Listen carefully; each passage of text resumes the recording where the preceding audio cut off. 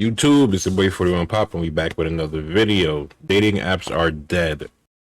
Let's see this one right here. Got Bumble, Tinder, and Hinge. The only thing I think the only one I ever heard of was Tinder. So let's find out what Bumble and Hinge is. Go. I know this might sound crazy and people might not believe this, but I've actually never downloaded a dating app. But apparently they're fucking awful. People hate dating apps now. So the other day, I was thinking about dating apps, right? And I was wondering how they were getting on. And it turns out that they are not doing great. Jesus. I mean, again, like, I do feel like this is, again, COVID. This is like a COVID readjustment. I mean, these are effectively tech companies, and a lot of tech companies have had this happen. Bumble's actually down 92% since it first went public. And Match Group, the company which owns basically every other dating app, they own 1, this 2, is 3, legal? 4, 5. Wait, what the hell? This looks like a monopoly to me. What the fuck? is doing pretty badly as well. Wow. People are falling out of love with dating apps. And this is affecting Gen Z in particular, who are becoming less likely to spend money on the apps. In fact, Forbes Health ran a survey and found that 79% of Gen Z respondents had reported experiencing some form of dating app burnout. Yeah, see, here's the problem, right? Is that if you're on dating apps, if you're a girl, like I've seen girls dating app matches, and it's like this can be like a 21-year-old girl, and every 45-year-old dude that owns a Camaro is matching with her. And he's like, yeah, I got 3 kids. Yeah, bro. Yeah, I've got like 5 bumper stickers on my truck about Trump. Like, it's just, you know, all this other stuff, right?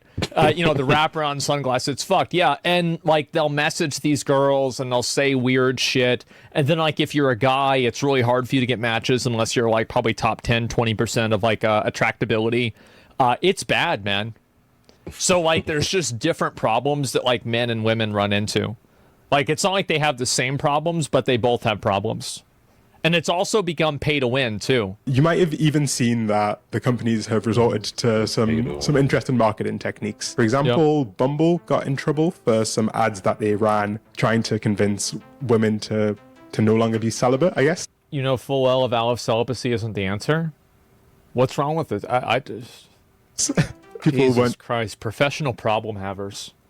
Who the fuck cares? It's weird. I mean, why? I don't. Maybe a little bit, but like, is it worth getting upset about or putting an apology out for? I don't think so. Too happy with these adverts. Yeah. Now, this is a far cry from the promise that dating apps made for us. When they first launched, it would be difficult to believe that around a decade later, they'd be launching $500 a month membership programs. I could believe that. What? Tinder experience offering of invite only $500 a month membership. That's I could crazy. easily fucking believe that. Because it's like, of course you want to do that. What the fuck? Well, it's just conspicuous consumption, so people that make a lot of money can, you know, find women that want guys that make a lot of money. It's that simple. Are people that desperate? And then there's also, like, the thing is that people generally want to date inside of their income stratosphere. Like, obviously, for guys, it's like, you know, culturally, right? It's like more acceptable, like, the guy makes more money than the woman. But, like, men and women both want to date somebody who earns around the same amount of money that they do, right? So there isn't the perspective worry of an ulterior motive. Are your whites looking more worry of an ulterior motive? I mean, it just logically makes sense, right? We tried to understand how we ended up here. We maybe can come to some interesting conclusions, not just about someone said they want a sugar mama in chat. These apps, but maybe about human relationships more broadly and the assumptions that we might make about each other. The first thing that's worth explaining is that the decline of these apps is in large part a signal of broader trends in technology. Funny, people go on these apps and just looking for money. That's what it is. That's what it is. This whole app is just money. They don't want love. It's money or sex. Either or. This idea of enshittification, the phenomenon of online platforms degrading the quality of their services. You know what the Twitch app is? The best fucking example of this. The Twitch app is so fucking bad for this. And shitification, yep. What? over time, Online platforms degrading the quality of their service over time. So yeah, leading to an overall decline in user satisfaction and overall value. This is something that's really broad across technology. It is best characterized through Airbnb, starting initially Twitch, man. as a promised land No where you disrespect. could rent out a spare room at the fraction of the cost of a hotel. Yeah. But ending up in a situation where people are paying $200 cleaning fees and have curfews and service fees for a rental. The most egregious. Yeah, and this is always how it is. It's the same as DoorDash or something like that. It's like, oh, it's $5 delivery. Well, what about the service fee? What about the tip? What about the transaction And fee? even being on the other side, you also pay a fee for that. So like, you think you're getting paid, there's a service fee that comes out of your check too. So you just made $5, you really just made $2. What about the delivery fee? It's like, how do you have a service fee, a delivery fee, and a transaction fee? Get the fuck out of here. And on top of that, you're being taxed. Don't forget, you're being taxed. And then that's not even counting the tip. Yes. Oh my God. Oh yeah, and then to the tippers too. Good job. Just example of enshittification is Yeah. BMW, who in 2022 launched a subscription to just unlock the heated seats that were already in. The heated seats on my car are now $18 a month. Hey yo, thankfully I got an older car that can't do that. they charging you for heated seats monthly. In the car. Crazy. This makes me so mad. Yo, bro, I'm about to just tell somebody to hack my shit, hack my car, bro, and they ain't paying that. No Because, way. like, it should be illegal to do that. That should be illegal. Like, it should be legal. That should be illegal. Is you're charging someone to use the heat in the car? Like, hey, bro, I don't got the 18 this month, bro. No heat. No heat in the V, bro. Like, why Hey, are you doing this? yo. Like, there's no reason to do this. Going backwards? Yes. It's so stupid. It is. Going backwards. They're going way too far. They think this thing. They think we all this too much. Dating apps are not immune to this problem, as fundamentally Imagine they are other technology cars companies. adapting to the that. most That's obvious crazy. manifestation of this enshittification is the idea that subscriptions are king. I don't know if you know this, but Tinder actually has 3 separate subscription options on top of the $500 a month subscription plan. These are more like Tinder, shit. Tinder Plus, Tinder Gold, Tinder Platinum. Oh, You know what this shit. reminds me of? If you ain't got Tinder Platinum, you ain't pop it. That's what it means. It reminds Hey, yo. me of OnlyFans What? girls or Fansly or Patreon girls. And like the same their thing. different tiers of like, okay, this one you get personalized videos, this one you get one-on-one messaging, this one you get, like everything else, right? This is nuts, man. insurance plans than dating apps. Dating apps have not become immune from this subscription mania, and their monetization strategy has led to them feeling more like a gacha game. If you don't know what a gacha game is, it's a game. That's a crazy analogy too. Yeah. Yeah, I could see that. Game that uses like a loot box mechanic where players buy in-game currency and use it to gamble effectively. In fact, Tinder actually rolled out its own in-app currency that you could use to Why? get special features that would increase your chance of What? And people are buying that. That's crazy. So you're spending. Yo, 2K been doing this, man. 2K VC, Call of Duty, COD points. You spend your dollar towards their dollar is not. Their money is way, way stronger. Yo, your dollar is weak compared to them. That $1 is 50 cents. COD points. Yeah, skip the I'm line, just be the playing. top profile in your area for 30 minutes to get more Oh my God. Bro, this is nuts. Yo, even Well, TikTok does this greatly. They got their own coins. So instead of you spending money on actually buying gifts or anything like that, you got to spend money on buying their coins to buy gifts. it's a very overt They make it a certain way where you're always losing. shift towards gamification towards implementing game-like mechanics in a non-gaming environment. Yeah. The literal CEO of the parent company of Tinder is a man named Bernard Kim, who was the former president of Zynga. If you don't know they make games. who Zynga are, they are the company that is responsible for all of the worst mobile games. The worst. The worst mobile. Zynga. Are you dreaming of more freedom, more Zynga game. Oh my god. Empire Puzzles, Merge Magic, Toon Blast, Toy Blast. What? That's crazy. Wow. What a coincidence. Damn. Farmville. How about that? They made Farmville. You know, the ones that look like this, right? And it's no surprise that these mechanics have been transferred directly from mobile games, which is some of the Zynga, I think Zynga Poker too. I used to play a lot of Zynga Poker. That was a good one. most addictive games in the world. Of course. To dating apps. This idea of gamification, broadly put, is simply just driving engagement and driving usership, not by providing a service, but by hijacking your brain's reward circuitry and making you addicted to the app rather than enjoying the app. As these apps have become increasingly gamified, people have responded much how they would respond to... I think that they're just trying to figure out ways to make more money off of people. I don't even think that we need to go into like psychology for this. It's just like, okay, we're going to put all of these ankle weights on you so you can pay us to take them off, right? Like, that's it. It's the same as everything else. An actual game by trying to exploit the mechanics of the game. In the world of dating, this manifests as Hinge hacks. So there's this whole world on TikTok, which I didn't know about, of people sharing techniques and tips that you can use to make your experience of using dating apps a little better. Some of these things include refreshing your Hinge feed by threatening to delete your account, which supposedly flags Hinge and makes you way more... Jesus Christ. That's right. I didn't realize how down bad people are. Is it really this bad, guys? This is crazy. It's, oh my God. What the fuck, man? This is crazy. I didn't know this at all. Other people's feed.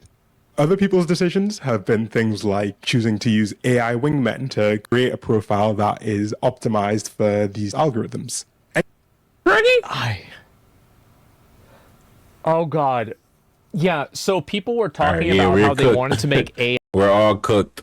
We're all cooked, bro. I'm like, y'all notice now we're cooked.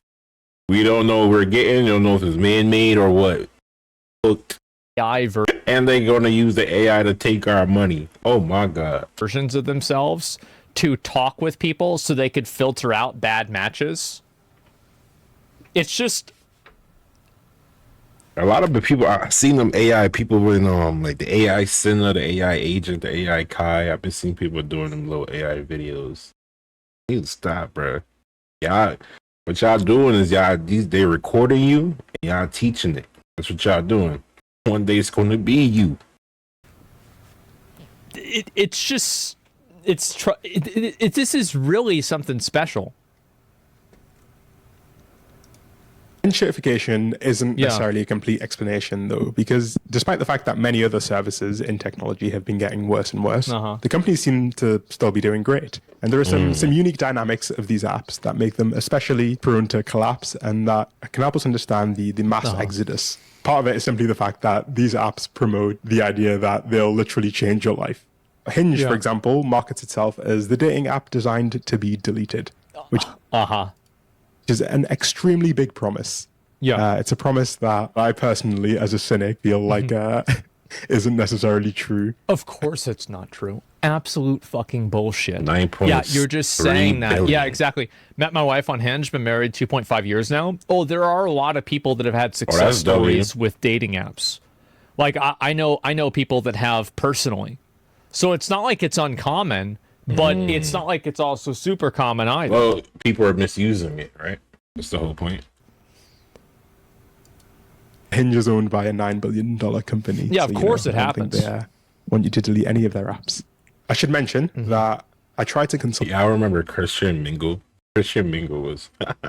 I remember seeing ads for that everywhere. Oh my God. They were charging for that too, I think. That shit was funny. A variety of sources. And sometimes that leads you, especially with dating, down some uncomfortable rabbit holes. And so I want to maybe address a few preconceptions that people can often have after having had a bad experience with dating apps. Oh boy. You know what? The funny thing I heard about these apps is if you're a woman, you don't have to pay, right? So it makes sense. Like if you're a woman, you get all the features, I think, for free. And if you're a guy, you get none of the features. You got to pay. I want to know, I could be wrong, but they're not an enjoyable experience for anyone, regardless of gender identity. Around 80% of women report feeling some level of burnout, and around 74% of males report feeling some kind of burnout as well. Oh, yeah. People always do this thing where it's like women have it so easy on dating apps and like men have it so hard, which is like, yes, this is true. Women, it's easy to have sex. Basically, for a woman, it's hard to have sex, or it's easy to have sex, but it's hard to have a relationship. And for guys, it's very hard to even have sex. So like women go on there looking for relationships, but it's just a bunch of guys that want to fuck them. And then men go on there looking for sex, but it's just a bunch of single moms that want you to pay for their kids. Yeah, pretty much. That's a good So it's just like basically you're there, but you're looking for you're not getting the thing you're looking for, right? I'm a hardcore player. Yeah, that's what it is. So true? I guess so. The unenjoyable experience is pretty evenly split across the aisle. We have some very different problems that occur, but no set of problems is one more significant than the other. Interestingly enough, men outnumber women 3-1 on Bumble and Tinder, and yet women report higher rates of negative experiences. That's not to invalidate it's because there's a lot of guys that are just trying to hook up with girls, and that's it. Yeah, pretty obviously. Much. Yeah. Like, duh. That's pretty obvious. Yeah, of course. Women have more experiences, yeah. That men obviously have incredibly high rates of negative experiences, but rather to emphasize the fact that nobody enjoys the experience of dating apps. The grass isn't greener on anyone's side. Men are far more likely to experience feelings of rejection, feelings of being ignored, whereas it seems like the issues that women report are more, well, they're different. They're different at least, right? So a 20... A 20-year-old survey of a Pew Research Center found that over half the women under 50 who had used dating sites or apps had been sent a sexual explicit message or image they didn't ask for. That's 100%. That's obviously like... like, I'm pretty sure you're a woman. If you look good, you're waking up to a dick pic. I'm 100%. 100% waking up. You probably got dick pics for lunch, dinner.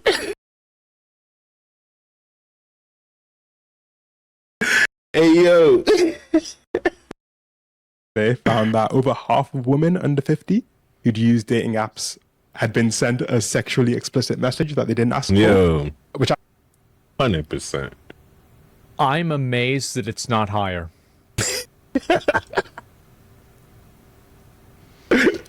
As I said, if you're a guy and you can stop yourself from sending unsolicited messages with pictures of your dick to a girl, you've automatically beat out 20% of guys. 20%, bro. 20%. First of all, yo, this shit is so funny. This shit is hilarious. You don't do that, you're literally beating out 20% of at least, right? If you're not the type of, if you listen, you think Diddy's the only type of person, bruh. Diddy's famous for a reason. He's that famous. He's that famous because the majority of those individuals are into what Diddy is into, bro. And that's at least a good 60% of guys, bro. I'm telling you. So it's a small percentage of us out here that is not into no weird shit. You've already beat them. If you could stop yourself from sending pictures of your dick to people, you're already in the top 80%. Like 40, maybe. Right? I mean, to be fair, it's just one guy. I mean, to be fair, it's one guy showing the same dick to like 30 different girls. So yeah, it's 50%, but like that 50% only comes from maybe 20 or 10% of guys.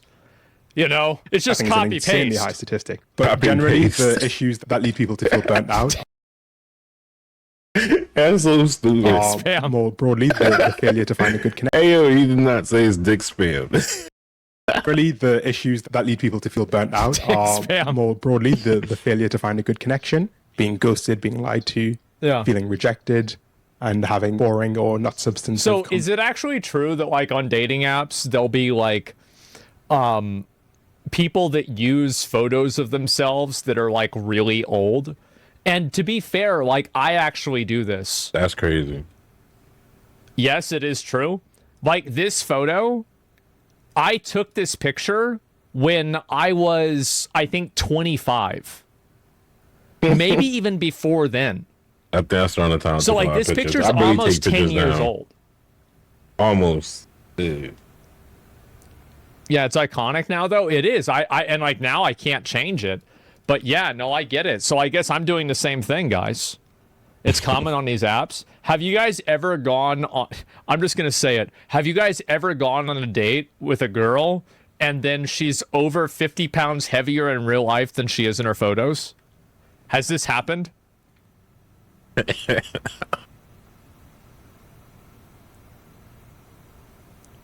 Oh, they all saying yes. That happened to me twice. Both times I just left.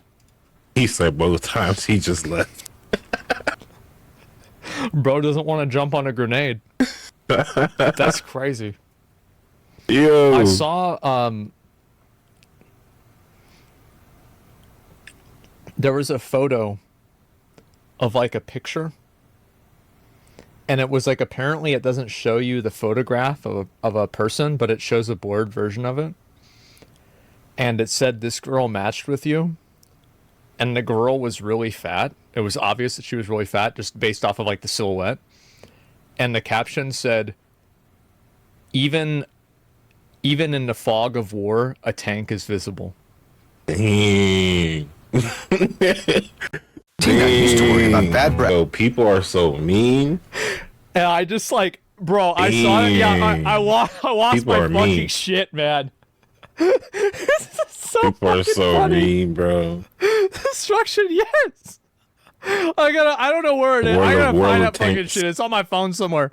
World of Yes. tanks. Oh my god.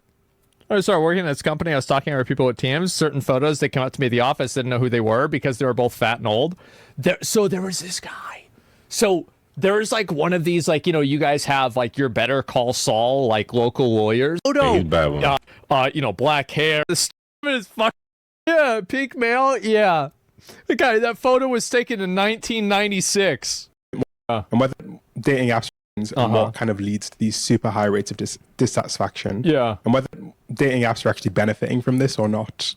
Because it seems like they aren't benefiting from this huge level of dissatisfaction that people are experiencing. I want to explain a little term from economics called adverse selection.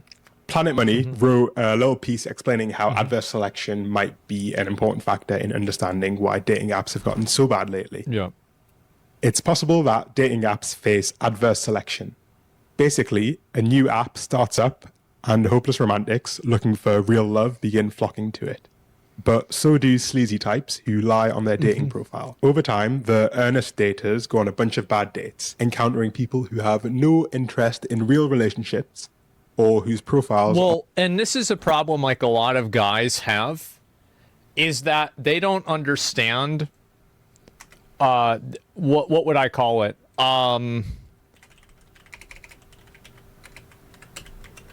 The vocabulary, which are the words that women use on dating apps to make something sound like something else. And so there's a lot of, they're supposed to, right? And so the issue is that a lot of people don't understand how to watch out for like different problems, right? Dude's crazy vocabulary. Their slangs, exactly. Like for example, real man, treat me like a princess. Let's see, boy mama,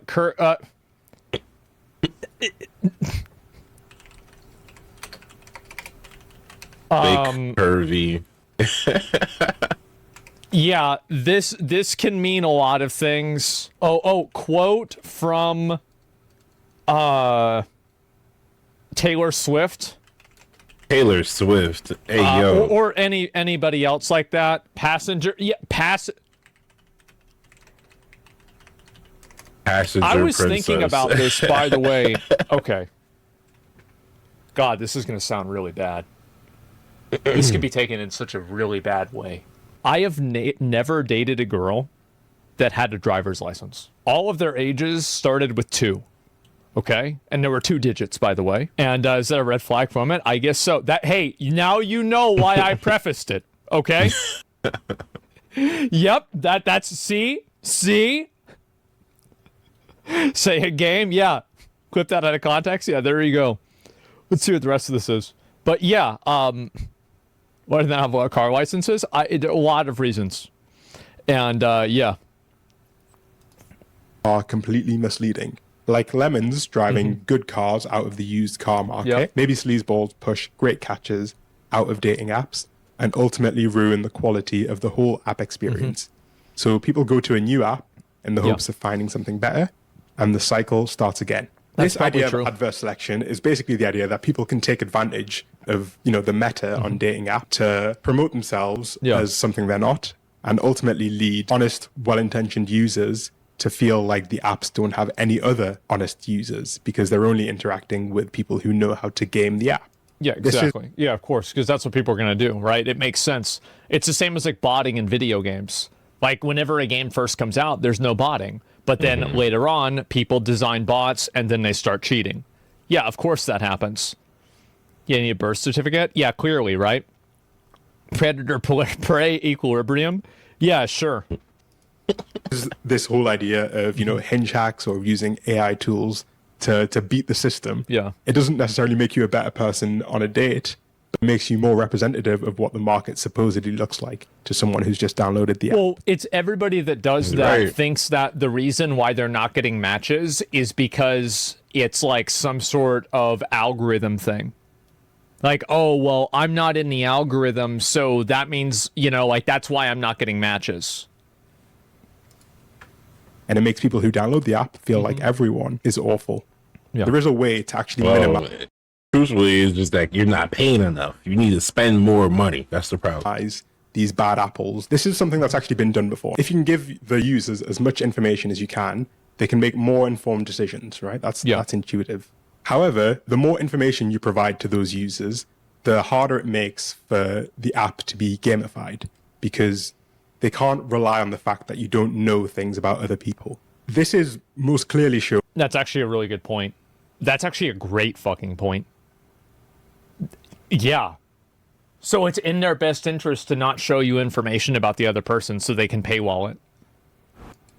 In the fact that Hinge's premium program, Hinge Plus and Hinge X, they both allow you to actually add more information about yourself. They allow you to filter your dates by location, by activity, and to fine tune exactly what you're looking for, which inevitably leads to a better dating experience. Of course. And reduces this problem of adverse selection. And this isn't just theoretical. We can take the example of OkCupid, which has actually gone through a bit of a transformation from being a dating app that dealt with this problem of bad apples a lot better than the new school of dating apps. And there's also apparently girls, so I hear that girls use dating apps to just sell subscriptions of OnlyFans. Is that true? Like they basically aren't smart. even looking for a date. Ayo, don't They're be just mad at looking them. to promote their OnlyFans. Is this true? And Instagram? Yeah. Absolutely. That's nuts. That's smart. Or escorting? That's true. Yeah, it could just also be escorting, right? It's like this girl that's like, oh yeah, I just do OnlyFans and I'm here to promote it. Oh wow, I matched with somebody that has a $500 a month plan? Yeah, let's see what he's doing. Actually becoming another Tinder clone. Oh shit. My bad. I found this comment Yeah, it's a good someone point. who described their experience, and I think it captures quite well what's going wrong with these apps. OkCupid used to be really great before they were sold off to Match. Match is the company that owns Tinder and Hinge and all of the other ones. It was a pretty simple concept that worked really well. Start people off by forcing them to answer at a minimum like 25 matching questions around things like politics, religion, handling money, hygiene, etc. Core factors that people would consider when dating, essentially. But the kicker was that you also got to specify how you would like your potential match to respond to the same question. And you got to weight that response based on how much you cared about that particular question. After about 25 questions, you could always get a large enough sample size to match people, but it worked best at matching people that had answered over 100 questions each. It was what a surprise. Magic. Anyone with over an 80% match on that site always ended up being a surefire, amazing conversation. Well, they had to get rid of that. My husband had no idea. Yeah. Well, then now you can't make any money off of them. Mm-hmm.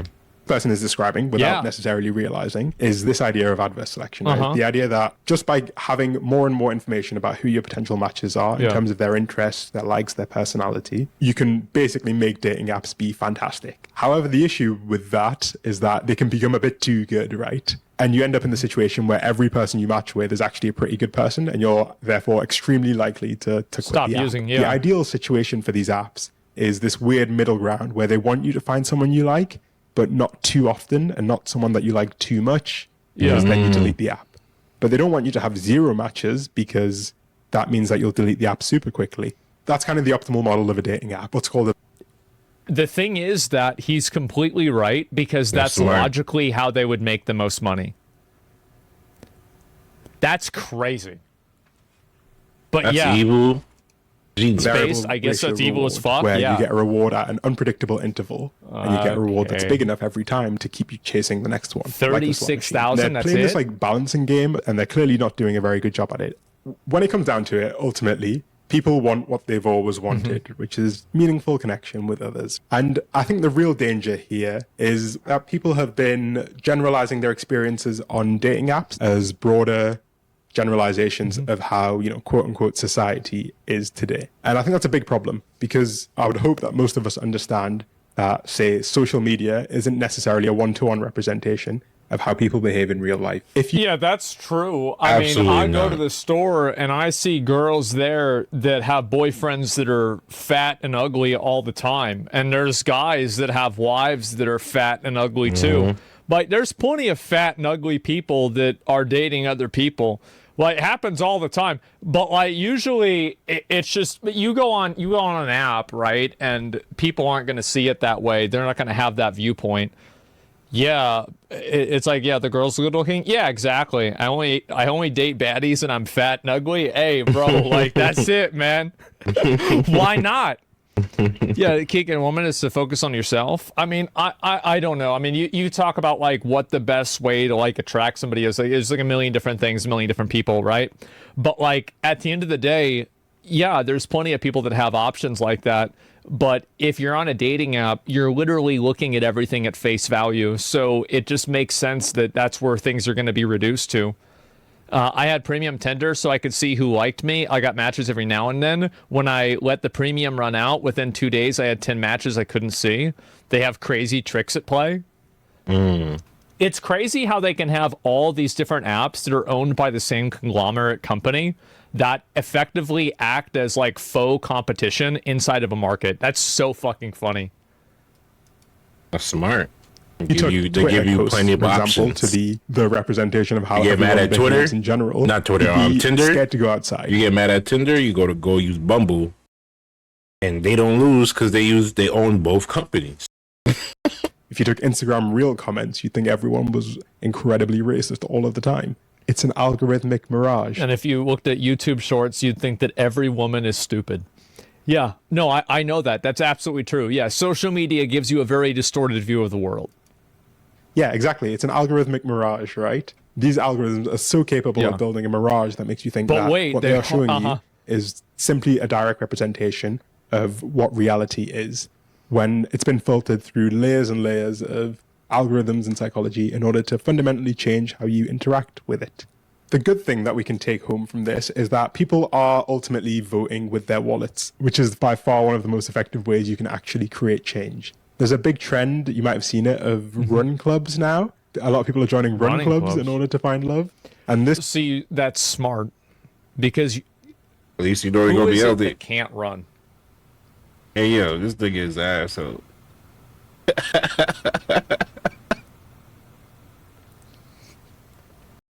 Straight asshole, bro. Yo,